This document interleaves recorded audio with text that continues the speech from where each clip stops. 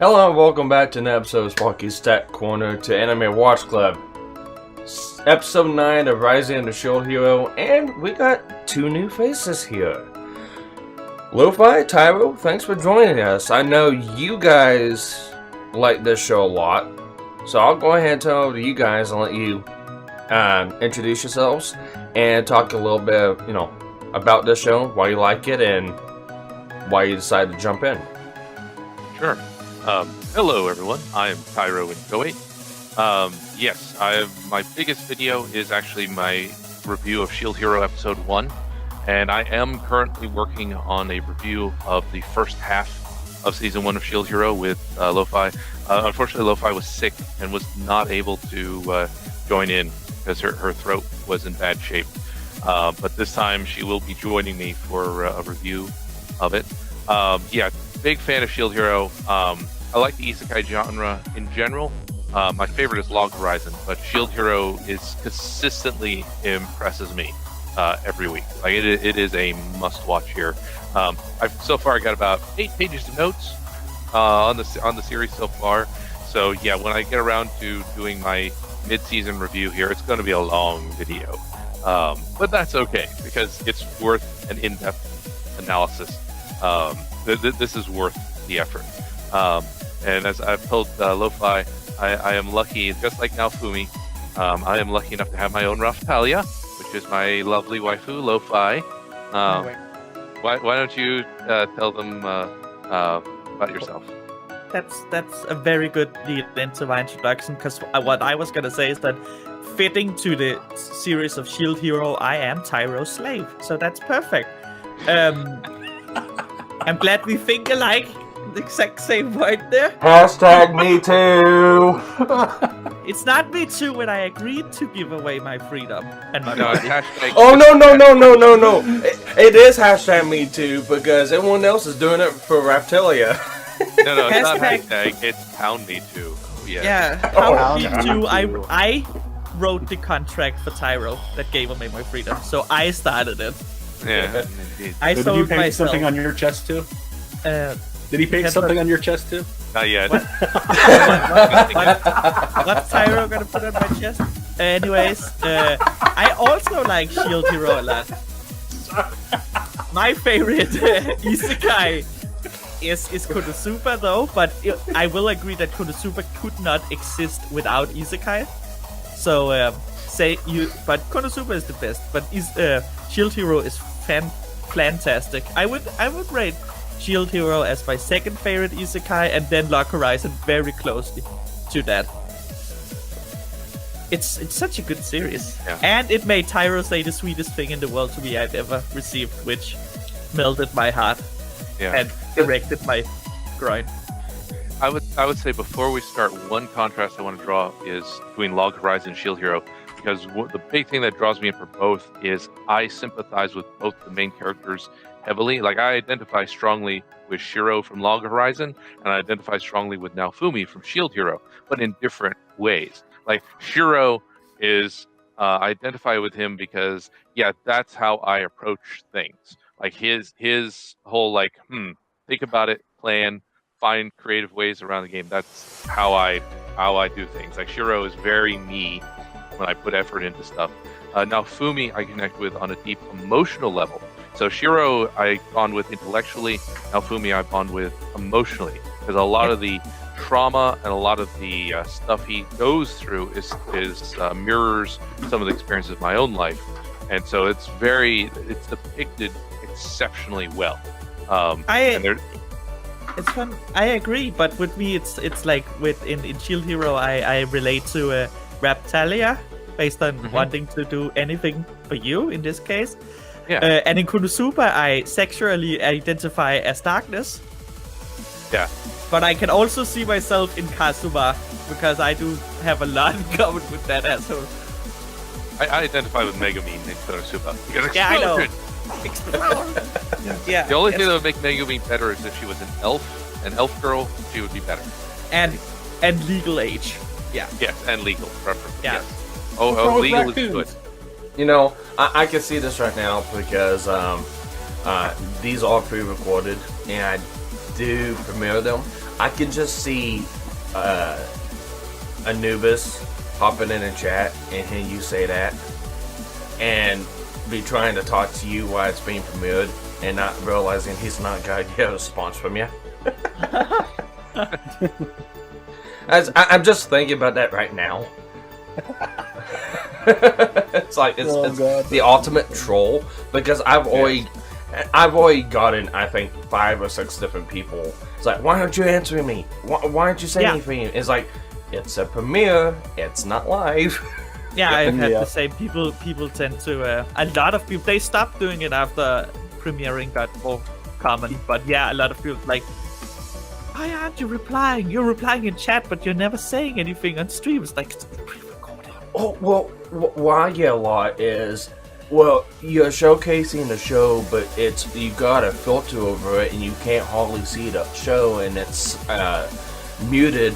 Why should I watch this here? It's like, this is not supposed to be a substitute or a replacement for watching the show. This is just listening to people commentate over it while watching the show and different parts of it. I'd love to show the show on YouTube. I love to. I love to have the sound on it. YouTube will have my ass in arena in a heartbeat if I did. Yeah. Well, so specifically Funimation or Crunchyroll will do that. Yeah. Oh yeah. They don't own the rights to it. Yeah, Crunchyroll that doesn't own the right is gonna go and smack down on you. You don't know this, and you can just reply, neither do you. Yeah. Crunchyroll is actually this one here. Crunchyroll, I believe, did co-sponsor it, so they are a partial rights holder to this. No, they are not. They're not. They're not. Katawa Studios is what got me on my first episode with the sound in it. Katawa Studio. I can't pronounce the fucking name. You know what studio I'm talking about? Yeah. Cataract.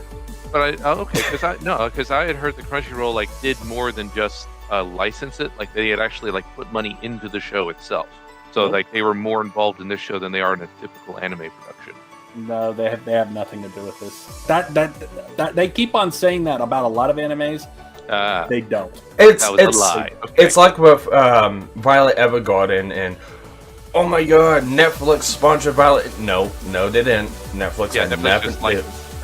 They didn't. Netflix just sponsored stuff. They only got the streaming rights. That's all they did.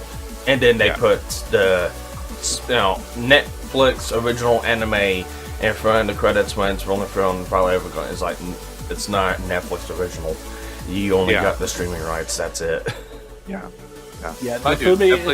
That's a lot of their animes. I've actually found out recently. They don't even give any money to Japan. Gets none of that, and they're actually getting ready to be like, okay, you want to claim that you have this, and you don't. We're coming after you. A lot of the anime companies coming after them. Having lived in Japan and knowing how much they do not like streaming services for anime over there, I do understand them when you start looking into the Western streaming services. Why Japan doesn't like streaming services? Wait, why don't they like? Because people steal their licenses left and right and center. And the Western ones like Crunchyroll and all the other ones, they steal a lot of shows where they don't buy the license for them. They will go out and they will say they have the license for it, and Japan fucking hates them for it. Oh, I believe it. Okay, so Crunchyroll are liars. You don't see anime in stream in Japan. When I lived there was no streaming services. I couldn't enter any of them. I had to go buy the DVDs or Blu-rays. Yeah, it's all blocked. Yeah. Anything that you show, sometimes you can post videos and stuff like that that aren't they're blocked in Japan, and when it's blocked in that country, sometimes YouTube will go around and block it in every country. But wait, don't they work with Nico though? I don't know. I thought Nico sometimes gets, because I know Funimation was working with Nico, and sometimes you will have stuff shown on Nico from the anime studios to help promote stuff. Yeah, that can happen, but it's like Crunchyroll, Funimation, all those things. They don't like those, and it's the only thing you can reliably stream of a show is Simpsons. I kid you not. That's the only reliable thing you can stream in Japan. Not even My Little Pony. My goodness. No, it's illegal. They're not young enough. Oh my god, That okay, you just made it worse. Here on Sparkys Stat Corner, we disavow anything like that. Yes, don't fuck ponies, no matter Yes. their age. Yes. God.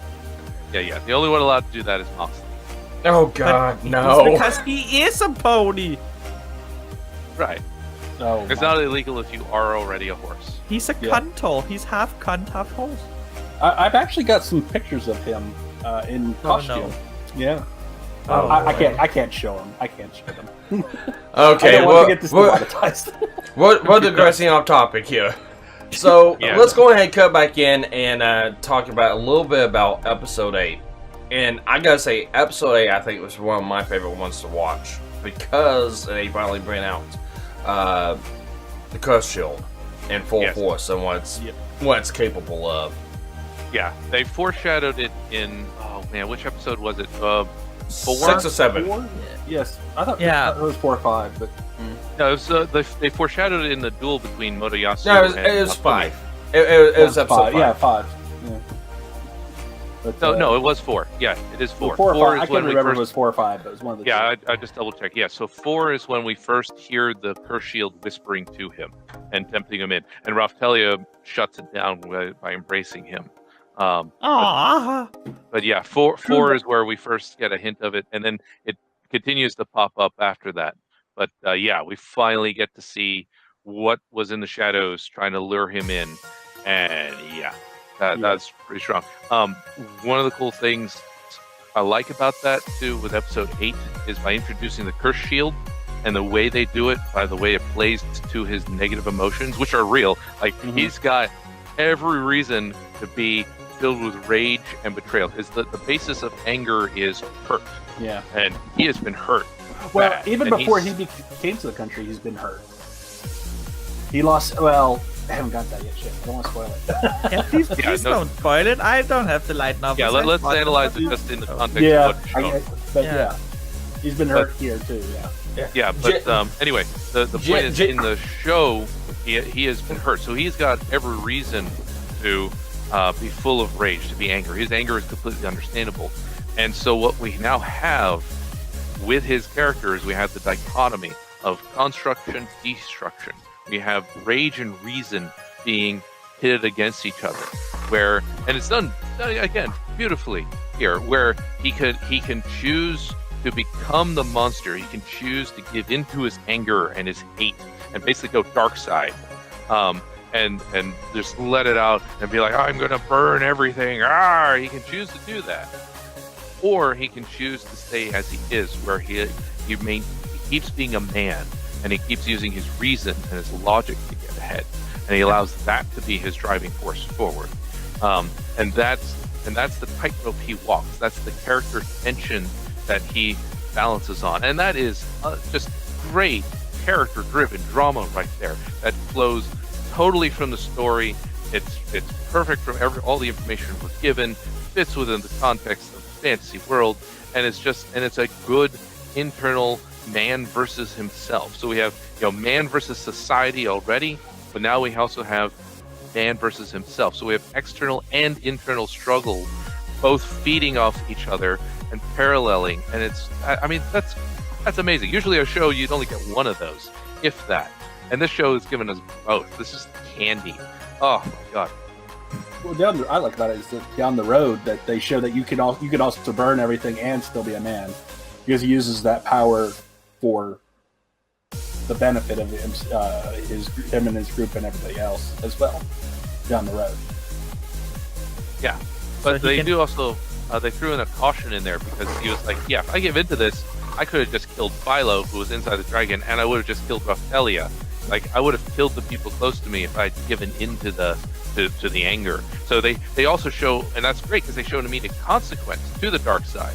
Whereas like in Star Wars, it always seems kind of contrived when they resist the dark side. It's like, well, why don't you go dark side? That would obviously allow you to win. Duh. In this case, no, he could have won, but it would have cost him. It would have been a bad decision, and that's immediately apparent. Unlike when Rey went to the dark side and nothing bad happened at all. Exactly. Yeah. Well, I What mean, were you going to say, waifu? Yeah, go ahead. Okay, I'll go ahead then. No, what's magic though? What I hope for, like, he gets to a point, as you already kind of spoiled a little bit there, Jem. He can control the fire, so his shield will be on fire and his raccoon will be wet. It's perfect. Oh, his raccoon's already been wet a couple times, especially back in that hot springs episode. I hope he will use that power later. Slamming. I watched you guys' review. Oh, you just reminded me of something that's going to happen in the future. It's even funnier. Oh God. Something that's even wetter, we'll just say. Tyro might know what I'm talking about. So I ended up watching you guys' review. I had one critique in it. It's like, this is a romance. No matter the genre, you can look at it however which way you want. It's gonna end up being a romance. It's a damn romance. Oh, and it's an amazing romance too. Like the Raphtalia Naofumi romance, like episode 4 is one of the best love confessions or one of the best relationship dialogues I have seen between two characters in anime, because it was not cliched. I mean, it had some cliches, but it used them exceptionally effectively. Because if when a person is in that state, like now the state Naofumi was in, Raphtalia said everything perfect. Like that is exactly what a person in that situation needs to hear. And there's a depiction of him slowly emerging from depression. Again, brilliantly done. Because they don't do it like most shows where it's just like, I'm depressed. Oh, hey, I'm happy now. Like that's how most shows do it. No, it's like they use it with like the taste of food. How he wasn't able to taste food for the longest period of time, and after that, he's able to taste food again. Yeah, which is, and that's actually happens to people when they're depressed. Their senses are dull, and so that's how the show indicates to you that, oh hey, I'm being less depressed now because I can taste things. My senses are no longer as dull. And it's like that's how you do it. Oh my god, it was a way for them to show, not tell, kind of, sorta, because he told us, but it was also not a direct tell. So it was like it was still showing us his reaction to food as a way to gauge it. And like that's so clever. That is so clever. Good job, show. Well, another thing. Oh, go ahead, Lo-Fi. Yeah, I was thinking something, Tyro. If you ever get so depressed, singing as I'm a slave / raccoon, apparently, instead of going the low childish way of just hugging you better, I will be fucking you better. Well, I'm sure Raphtalia I won't would want hug to do the that depression out of you. I will fuck the depression out of you. And well, yeah, I'm sure Raphtalia will be doing that to Naofumi here down the line. You can empty all the depression into my lower parts and just spray away the depression. Yeah, for right now, Naofumi. One thing I still find very interesting is Naofumi is functionally sexless. That's the other thing too. We have a genuinely asexual hero here with Naofumi for now, because of the trauma that Malti did to him. He's essentially got pushed into asexuality. It can be. I can only be tough to think about stuff like that when you get accused of. Yeah, exactly. Well, that goes on for a long time in the light novel. It's a long time before he gets over that. But also, though, another thing that he wasn't sleeping. You don't know this, but in the anime it doesn't show this, but for a long time he was not. This was going on for a long time before he met even Raphtalia. It was like months, and or a month or a couple months. But he had been alone for a while, just surviving on his own essentially, without the help of the kingdom, and trying to level up as much as he can by himself, which was incredibly hard as it was.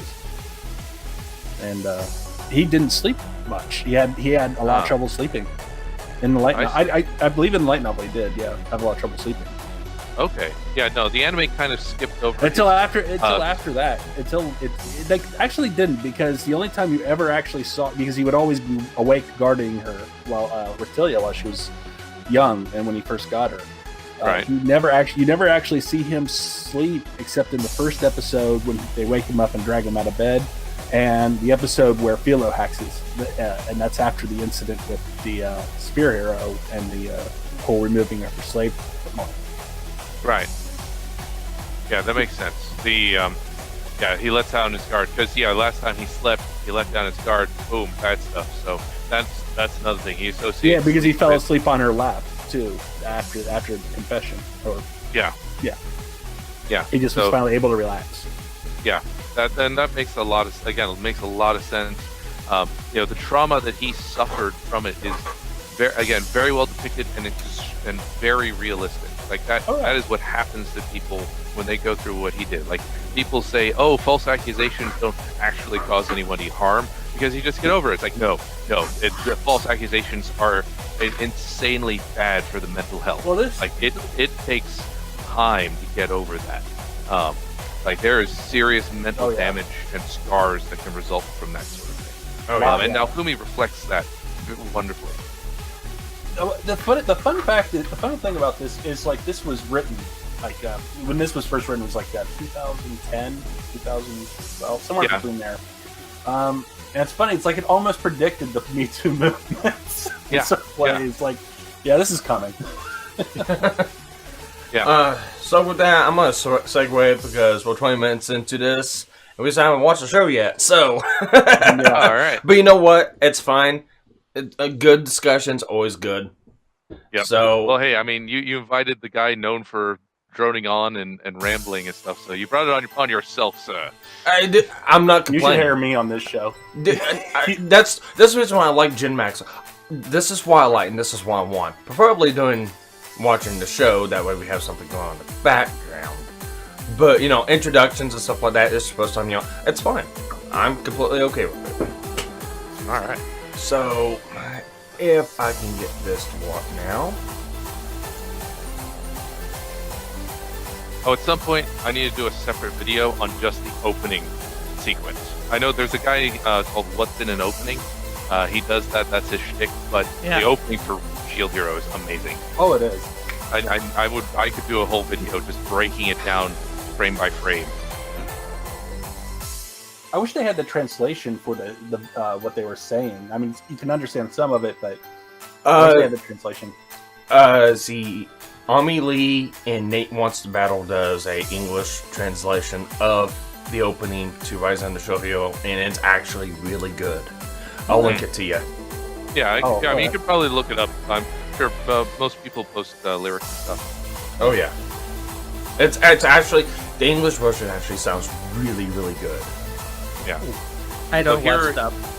Yeah, now here on the thing, so we're seeing the consequences of Raphtalia's curse. She can move around. She's a little bit better, but yeah. Now we have an impetus here for him to go back to the capital, which he hates. He hates the capital. That's one reason he likes trading and being the savior of our heavenly fowl. But now he has to go back to the capital for her, and he's willing to do that because hey, it's Raphthalia. She's important. At this point, it's more of a father-daughter relationship. Yeah. Yeah, he hasn't gotten over that she's not a child anymore. Yeah. Now this is interesting here. This is very interesting here. Yeah. Because what Firo says real quick here. And you'll notice what her first lines are very interesting because it's kind of disturbing at the same time. There we go. Milty. That's actually the one member of the family who isn't completely messed up. Well, the mother isn't. Well, the mother is. The mother has got some issues. I read. Yeah, she does have some issues, but and she they're good issues. They work for Nafomi. She's like, we can't do that. I understand, but we can't do that. I have a mount in Final Fantasy 14 that is just Philo. Nice. Now what I love here, and we just saw a glimpse of it, is I love you have the slave bars there of Raphtalia, and then they use those bars as a contrast with now Fumi's cage as well. So they're drawing the contrast here. You have the outcast tumbling down the stairs, now Fumi bouncing against the cage of the society of the rumors, and you have Raphtalia also trapped, and in reaching across, they free one another. That's again brilliant symbolism right there. That's not in the show. That is something they came up with for this opening, and interspersed here with you have the usual characters like characters you're going to see in the show, and cool fighting montage. See, that's usually where a big difference, like when you watch some shit like when you watch some shit like Sword Art Online, the intro is just music and action. There's nothing to it. Yep, music, action. Oh, and always Kirito running across the screen.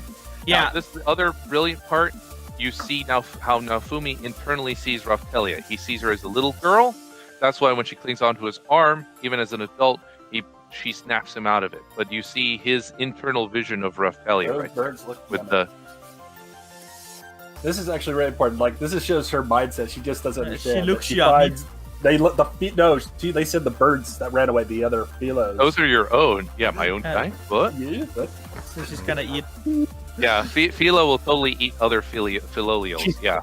that's innocence right there. I'm not understanding what she is or what those are around her. That's innocence.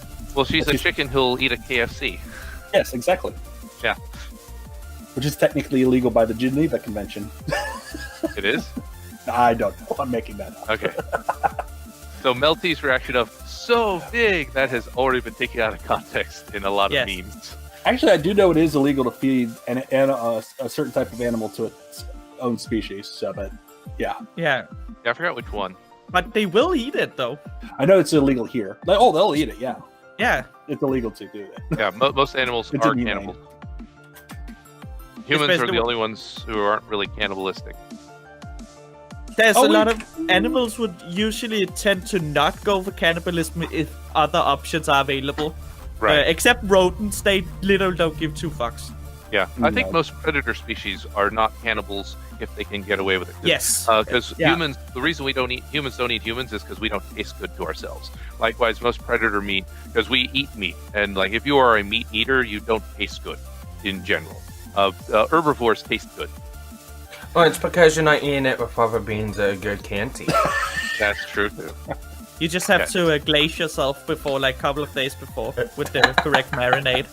Yeah. So now, in contrast here, obviously, now you have two lowlies here. You have Melty and Philo. So, God, the Japanese doujins on this series are all going to be like, here's Melty, here's Philo, and I'm like, God. Philo is technically the ultimate Raphtalia. lowly because she's technically only a couple months old at this point. So She's ultra lolly. Yeah. But the ultimate I'm just lolly. saying, the Rule 34 for this show is not something I want to look at because I know what the channel focused on. Because I remember Cowboy Bebop. You had Faye Valentine, one of the hottest women in anime, and guess what? All the porn was of Ed. Yeah. It's like why? This Japan? is why? this is we just need to nuke you again. Yeah, this is one of the reasons why I tried to stay away from subjects like this because I don't like talking about subjects like that.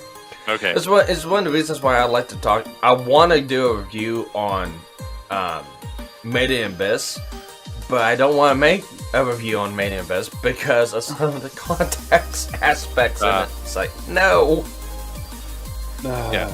See, So I usually don't like harem, but this is very much seems to be written to that Naofumi and Raphtalia is meant to be.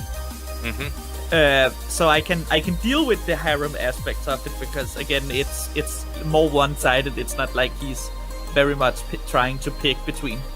Yeah, exactly. You never really get the sense that he's going to bang Philo. Like, I mean, she's mentioned like, oh, I want him as a mate, but I have yet to get the impression that he wants to bang her. No. Yeah, so it which is fine. In this case, it's a harem. It's more of a paternal harem. Even towards Raphtalia right now, it's like he sees them as adopted daughters, which is wholesome. It's wholesome. But the harem gets bigger, which is the great thing is, right? We just got the third member of the harem.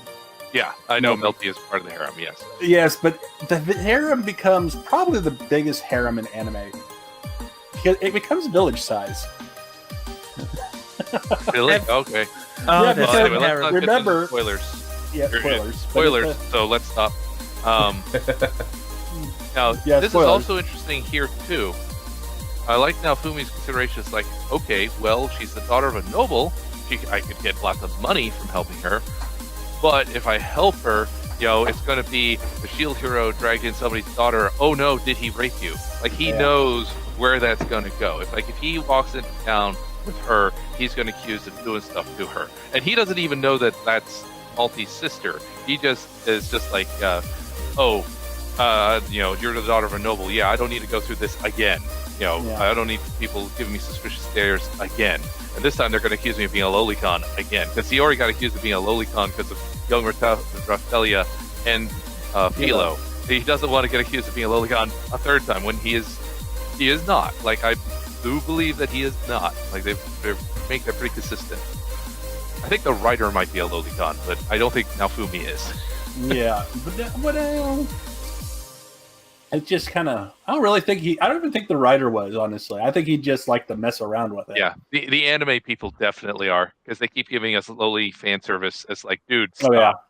Just stop. Like, the Philo fan service was acceptable because the whole like animal turns into human. Obviously, she's talking about concept of clothing. That's fine, but there's a scene coming up here after this montage. Where it's like, why? That's a funny part, though. But yes, that is. They actually had this in the manga, but they didn't illustrate it in the manga. They only wrote about it. Excuse me. Yeah, they kind of wrote like a little shorthand on it. Yeah, but I like this montage. The montage, it's cute. Again, it's wholesome because you have Philo hanging out with someone her own age who isn't a rival. So she's. I'm glad they settled the Raphaelia Philo rivalry. You really can't say, again, you can't really say the same age because there's a 12-year difference in age, actually. Well, yeah, but I mean, in terms of she acts appearance-wise, yes, but animal-wise too, that she's not the same, but it's close enough that they can relate to each I'm other. I'm ignoring actual chronological age here, which is usually what you do. She is a bird. I don't know what they made the age for Philolial is. Well, God dang it. Now, interesting though. What I find, knowing what we know about Melty's backstory, though, one thing I was about to say, like, well, Philo and Melty are probably the same mental age. That's actually false, since Melty, because of the stuff, she's actually probably more mature than Naofumi because of everything she's had to experience. I wouldn't say Philo is the same mental age. No, it doesn't appear to be like that. But they can relate because they appear to be of the same age approximately. And Melty clearly still likes to play and stuff like that. Yeah, and I did like this part where they're like, "Oh my god, yeah, this is a fun part. This was awesome. We didn't see anything. We saw nothing. It's perfect. We saw destroy the evidence. Oh my god." I feel away to human. Oh god. I loved it. This was in the light novel, and this wasn't really in the manga, but it was in the light novel. And the way same way, basically the exact same way they explained it. Yeah. And now they give us Melty fan service. It's like, why are you giving us fan service of an underage girl again? It's like, anime creators, you're starting to form a pattern here. But they actually. The way they're explaining it here is pretty much what happened in light. Well, actually, she just moved her feathers, but in the light novel, now I think about it. But still, it's a fun way to show it off. And then this happened too, where she falls asleep inside. Like, oh, it's so soft. Yeah, and they did foreshadow that too. Like, was it episode 5 or 6 where Nafumi's like, "Man, your feathers are stuffy." How thin is Philo under the feathers? Probably the same, like, in terms of musculature, probably the same as the other Philolials. Yeah, so it's plumage. Yeah, insane royal plumage. Huge tracts of plumage. Yes. Mm-hmm. Look at her thick plumage. The thing is, they haven't talked about it, but she can, like, in the light novel, she can change back and forth what she looks like. She can look like a regular Philo or the royal plumage. Yeah, probably going to show that later. She probably just likes the royal plumage. I think her training montage with the spoiler. No, I'm doing spoilers. Sorry, but when Philo levels up, I think she will see her changing between the forms more. Maybe I'm thinking different then. Like I said, 4 years since I read the book. I'm just kind of going off of memory. Now this is a key point here. This church. Yes, this is important because you see the 3, and he knows why is the shield missing. Yeah, and he knows it. And so I know the spoilers about, like, so why is the shield hero hated and suspected so much? This ties into that. And I'm like, okay. But this is foreshadowing. For people who don't know, this is good foreshadowing. You spoiled it for me, Tyro. Why? They didn't say, I don't believe they said that he was the Pope in the light novel, though, at this scene. They just said he was... a bishop or something like that? Yeah, he was like a high bishop.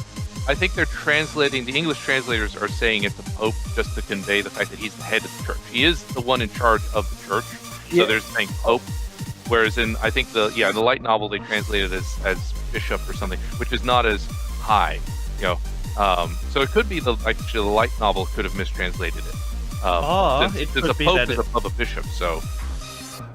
Yeah. Or it could just be a bishop of this church. But also, this isn't the only church, though, either. There are many others. That's why it might just be a bishop. Of this one? Of this one. But that was actually in the light novel described as him being a bishop, and then later on he reveals he's the Pope.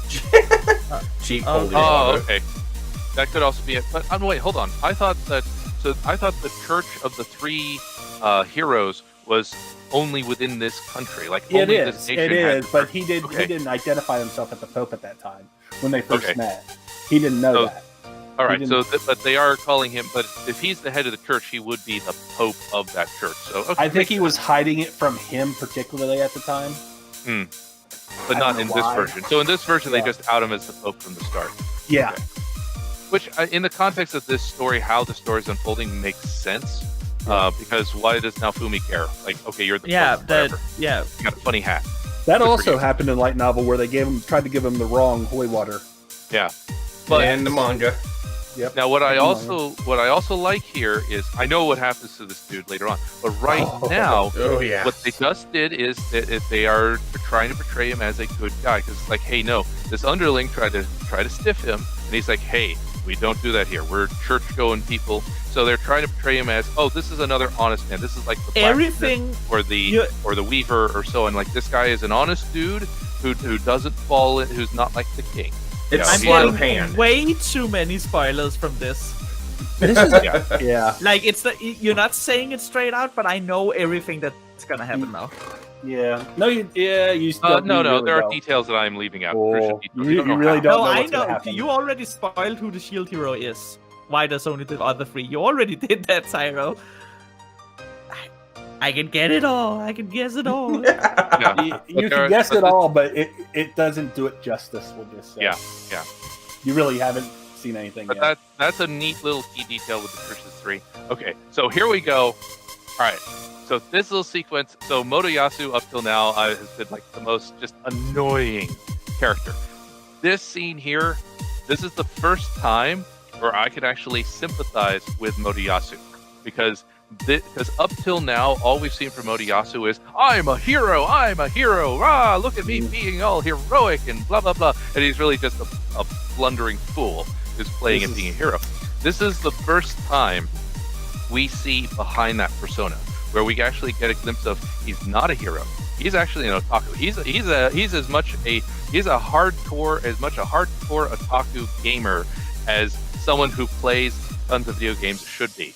Because he's saying, I love Philo because she looks like Freon-chan from my favorite game, and I love angels. The same way I go on about sexy librarian or sexy elves, he has that thing for sexy angels. That's his archetype. He likes getting kicked in the dick. Yes, he does. Actually, he does. After a while, it does start to happen. Yeah, I know. Why does he keep kicking me in the dick? Yeah. He actually keep punching me in the fat dick. Bird of yours too, isn't it? Well, the first time they show him smiling, which is funny. Yeah. The second time they don't so much. Yeah, but yeah, no, him identifying as this is the archetype that I love. That's our first kind of glimpse of behind that mask. Now his character is a little more fleshed out by that. That's very simple interaction, but it fleshes him out very well because it's up till now he's just been the obnoxious, almost like the jock in a way of the four of look at me, I'm the Chad, whoa. But no, this shows that no, he is an otaku playing what he thinks to be heroic without anybody. He isn't a hero. He doesn't know what heroism is because he's never probably done it. He is just a geeky gamer shut in who's got a thing for angels and he's pretending it, and he's letting Malty determine what heroism is to him. He's trusting her opinion on what a hero should be and letting her shape him.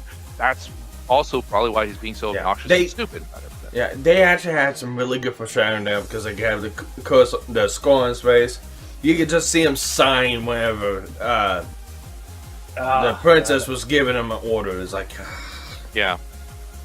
Well, she was also kind of playing herself off as like she was next in line until this point. Yeah. When it was revealed she wasn't. Yep. First in line. And then Melty lays in the smackdown. Epic rap battles of Shield Hero. Who is it? Who? Oh no, I can't say that's a spoiler. Fuck. Who's what? Who renames Melty later on? oh, Not Melty, no. Melty. Kandi. Which? bitch, Yeah. bitch. Multi. Naofumi does. Naofumi gets the queen basically lets Hey, Naofumi that's- determine her punishment. We'll That's talk funny. about that after the recording. It's not her name is not really their names really are actually worse in the translation. Like because like what was it? It's shit and trash, or no, it's trash and bitch. And the little translation and It's trash whore? is actually filth. Well, yeah, the actual little for her bitch is whore or worse. No, her actually, or adventuring fly name or- is War. Her and her real name becomes Bitch. Yes. Yeah. But also, the trash also means filth, shit, and other things too. But for here, they just do trash. But Yeah, still, which is actually a lighter translation. Yeah, I would have gone with filth. Filth definitely filth has or a trash. Yeah. worse Or connotation. Oh, this is the best part. Oh yeah, this is good. Yeah. Now I will also say this. I think this indicates though that Motoyasu probably is a lolicon. I pulled the carriage. I pulled the carriage. Wait. He keeps calling her a fat bird, which is like, you called me fat. You called me fat. And I mean, the last time we met too. I did? What? Huh? The Transform! utter shock. I The love look on her expression. face. You're You the just fat like- fuck. And he still calls her a fat bird even after she transforms. which is destroys the guard. The car piece. No. like, my dream of angels, no! Yeah. She wasn't an angel, she was a bird, no! Which doesn't matter down the road. We know this.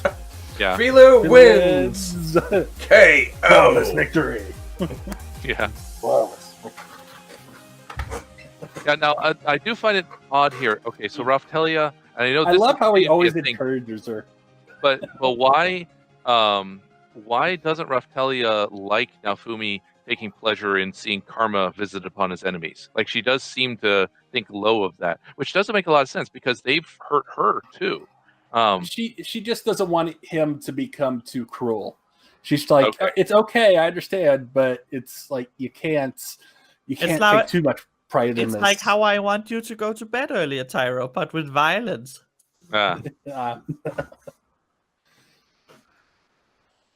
The first in line to the throne. Melty, yes. I like how it's interesting, even though she's the younger sister. Yeah. There were reasons other than the fact that she's more Oh yeah, I know that. more with it, but but it's kind of interesting. Now, it's interesting here. Melty says she's a problem child.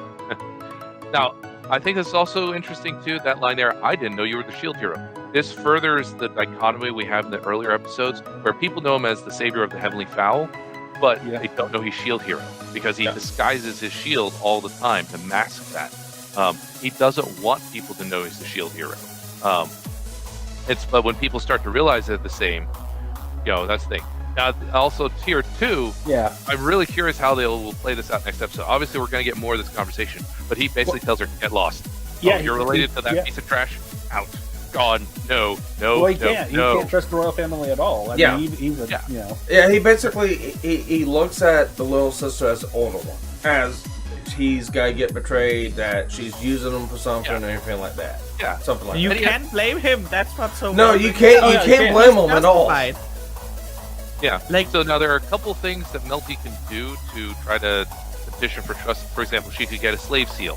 That would be a viable option. She I would can't almost as a expect queen. that. She can't. As a Oh, she princess, she can't. Oh, okay. They explain that in the light novel. They do? Yeah. Okay. Well, maybe they'll explain it next episode. Because I wouldn't be surprised if he suggests that. Because that's what I would do. I would But suggest that. well, like, she's next right- in line is why. It's not so much they couldn't. It's just that she's next in line. That would look unbefitting. And he doesn't want it either because it looks like, later on down the road they say, well, he's controlling them. And that would be kind of fall into that aspect. He tries to avoid that. Okay. Well, one of the things that the church spreads is that lie specifically, that he can do that. Well, I'm just saying that Tyro, in the moment, that would be a tech. He could have asked her to do that, and she could explain. Well, hang on, Tyro. Just keep that in the back of your mind, though, for later on. Yeah, that I know. Premise. I know. I'm referencing future events as well. But I'm just saying, like, based on what we've already seen, it's not a spoiler to posit that, hey, he could ask her to get a slave seal, because we've already seen him do that with Raphaelia and with Philo. So it's not a stretch to say that, well, maybe he will request that of her next episode. And there'd probably be a reason to turn it down. I don't know what it is. Those are spoilers.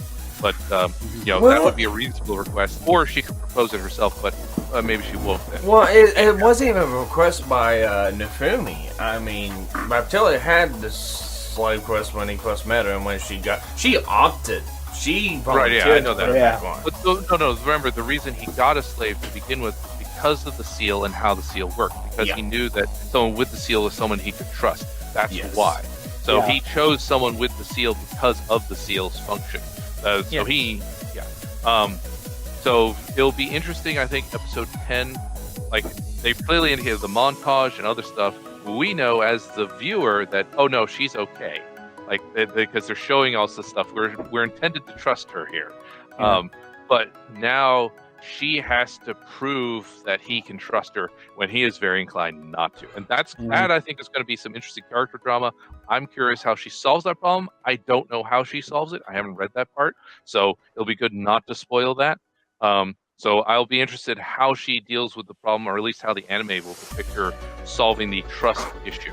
Because obviously her dad's messed up, her sister's messed up. Now Fumi's got no reason to think that she's not also a bundle of crazy. So Well, I'm not gonna spoil it, but she doesn't solve it, and she doesn't. I know she doesn't solve it. No, she doesn't solve it for almost. Well, other people does. Other people.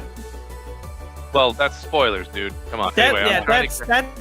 I'm excited to see this, but she doesn't do that. Here's the thing. After the show, me and Sparky always talk about the next spoilers episode, down the guys. road. I was kind of looking forward to that dramatic tension next He episode. just said he was looking forward to that, and you just ruined it. The thing is, you gotta understand, Tyro. Don't spoil that. All right. Not full spoilers. I'm sorry. All the time. Yeah, we've talked. I don't know how far ahead already. All right. Well, Well, I'm gonna log off now then, so you guys can talk about spoilers.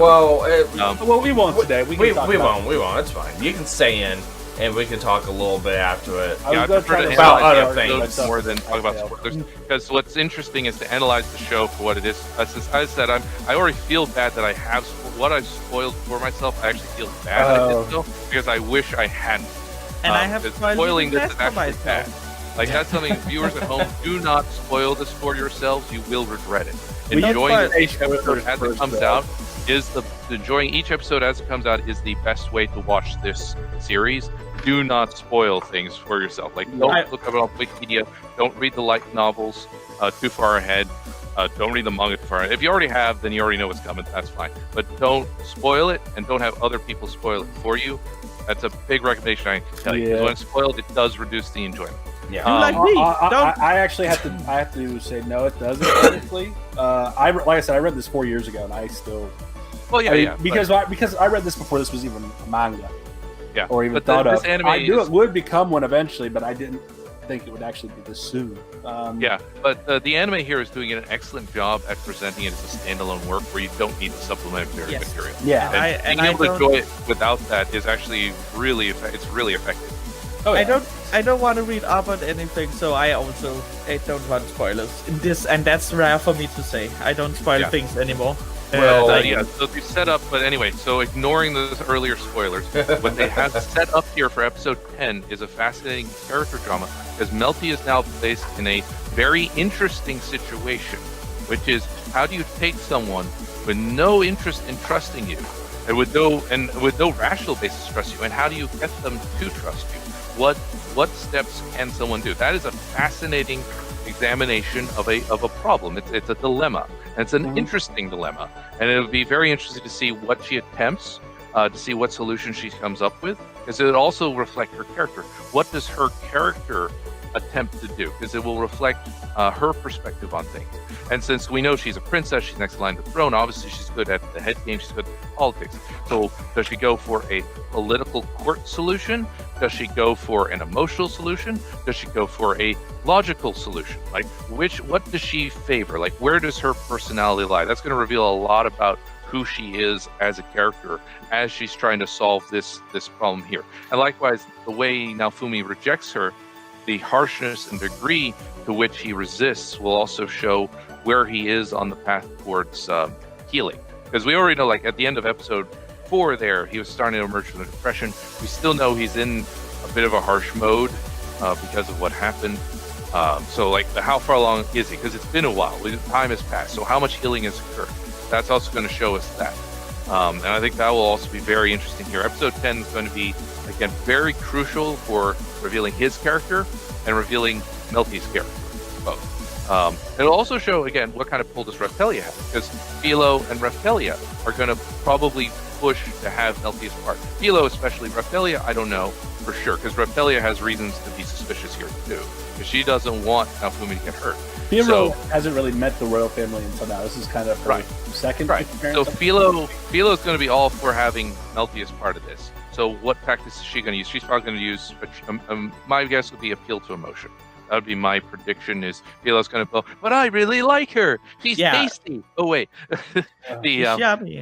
Reptelia, it's also going to be interesting, like, how nuanced is Reptelia's approach? Does Reptelia go straight up, no, she's clearly awesome, and oppose? No, I think she's gonna pick the mom route, because she already wants Philo to see her as a mom.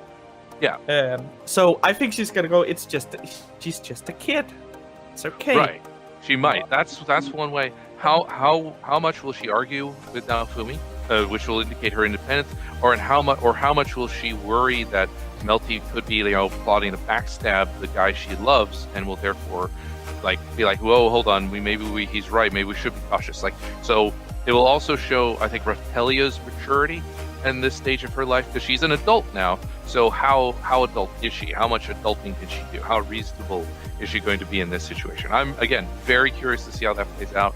I think for all four, not Philo. I think Philo is very predictable, but I think for the main three, Melty, Reptelia, and Naofumi, you're going to see some really interesting character development next episode. Oh yeah, I'm starting to see how you and Lo approach shows. I do want to apologize. I now understand what your definition of spoilers is. I'm sorry about that. It's all right. Part of it was the conflict resolution on that one. It's like, don't tell me how it resolves. I want to see how it plays. Oh, yeah. At least you didn't. And even if I already know that she fails, at least you didn't tell me what she does try. What she tries is also another spoiler. I don't want to know. I'm not gonna do that. But I can't remember that. So okay, I'm not gonna do that. So, but then again, at the same time, I would predict overall that it would fail anyway, because Naofumi, there's no logical reason for Naofumi to trust Melty. Naofumi gains absolutely nothing from going out a limb to trust Melty. He has everything to lose and nothing to gain, at most, because the father hates him. He's not like he's going to win over the kingdom by taking Melty by his side, so there's no point. All he has is now a risk. She's just all risk, no reward. So there's no logical reason for him to do it. So I would expect him. Time out. You can't say that because of something that they kind of explained at the beginning part of the show. Women are held to a higher standard than men are. Yeah. They explained that at the beginning of the show. So not well, technically, by the way. The only person who says, "Oh, it's a matriarchy," is Melty. So remember, Naofumi's only feedback on this is a matriarchy is from Melty, and he has no reason to take her at her. No, it was the king that explained that to him. I know it's the king that explained it to him in the manga. And there's a couple other people. That's the reason why everyone was so up in arms, because of the rape allegation. And especially because of who it was. So technically, if you look at it, he does have a lot to gain if he was to do that. But not in the no, future. No, but from his perspective, not really. Let's say he accepts Melty into the group. All right, she's treated with respect and stuff. All right, what does that gain him that he doesn't already have? He's already treated as a savior. He's already a well-respected trader. He has access to everything. She can gain him no additional access. There's no way she can gain him access to like the king's favor or anything because he doesn't have it. Multi and the king, he doesn't want to go near the king, so her access to the court is useless to him. Mm-hmm. She could offer some kind of like international, perhaps, or diplomatic, maybe, but it depends whether he values that, or he may just see it as a cheat and be like, no, I want to earn it for myself. What do you mean? Like, I don't want that. I don't need your pity, But at the same time, all the risk from that, because now it's like, oh, I'm traveling with the crown princess. Now it's like, well, so even if you don't make the allegations, your sister could. All it takes is your sister to frame me for raping you, and that would do it. Like, you don't have to do it. And so it's just all risk there. But maybe there'll be something else that she can bring that she might bring up next episode. Perhaps maybe you're right there. That's what's interesting. What's going to be interesting in seeing is what is she going to bring up that might potentially that we haven't thought about that might change minds. Because as it stands right now, Tyro, give other people a chance to talk. Sorry. Please. I've never heard you talk this much. No, I have once before. I have once before, and that was on my D20 stream. I really like this show. Yes, it's okay. It's okay. I just want to say some things now. All right. Yes, please. Yes, and that. See, now I forgot. Melty, her way of approaching Naofumi, whatever the risk benefit from Melty. How now it will be the interesting part about next is like we have all these theories, you, me, Tyro, we have all these theories of we don't see a logical way for him why he would do that. What would she be able to give him that he could use? Like at the moment, there doesn't seem to be any reason for him to ever want to trust her based on what she's going to suggest. So that's part of the interest is what can the show bring forth that we might not have thought about. Right. That's interesting. Yeah. I would say, based on Naofumi's character up to date, the only tactic that I could see that might work with him would be a trade negotiation.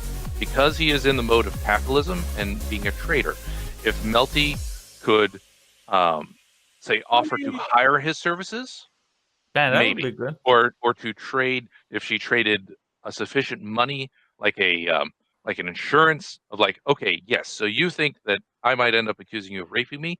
Tell you what, taking that into account, I will offer you enough money to cover it if I do that, so that even if you do take the hit from it, you're going to be well compensated, so it won't matter to you. And she'll also probably point out, if I do accuse you of raping me, well, it's not, what are they going to do? Refuse to execute and lock you up twice? So, yeah. That would be, I think, her only real approach to the question. Does she realize that? Does she know? Is she mature enough to be able to deal with someone as an equal in terms of trade? Or is she going to go with some other route? Yeah. As I said, it will show to what degree she's an adult and what degree she's a child. No, I think that's going to be part of, as someone who's not spoiled anything at all.